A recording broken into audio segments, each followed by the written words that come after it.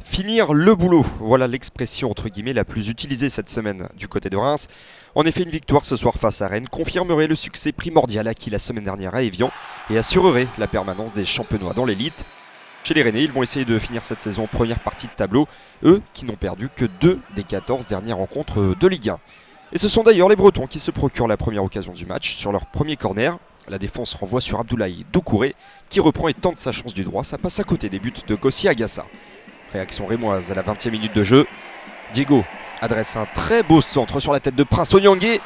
Et ça passe juste au-dessus des buts de Benoît Costil. Et c'est à peu près tout dans cette première période, assez terne, mais qui fait quand même les affaires des Rémois. À l'heure de jeu, Olivier Guégan, 2 victoires, 3 défaites depuis qu'il a pris en main le stade de Reims, décide de faire entrer Gaëtan Charbonnier à la place de Mfoulou. Dans la foulée, Rennes obtient un bon coup franc frappé par Paul-Georges Ntep.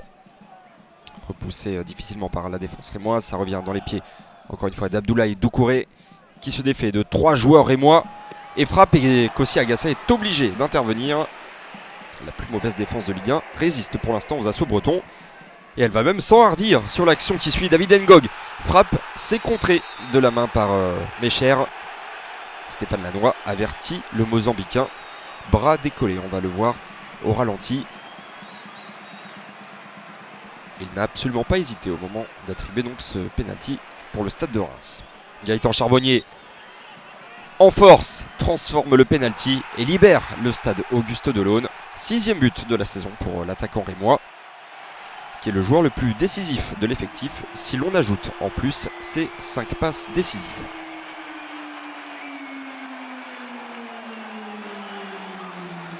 A partir de là, le stade de Reims se libère. Gréjon Kei, qui vient d'entrer en jeu, se signale en faisant parler sa vitesse et en déposant 2 Rennais sur le côté gauche. Il transmet ensuite à Gaëtan Charbonnier qui tacle du pied droit et le ballon échoue en sortie de but. 80e minute, encore une occasion pour les champenois. Onyangé se défait de 4 joueurs, se présente face à Costil et trouve la barre. Il y avait beaucoup trop de puissance dans sa frappe.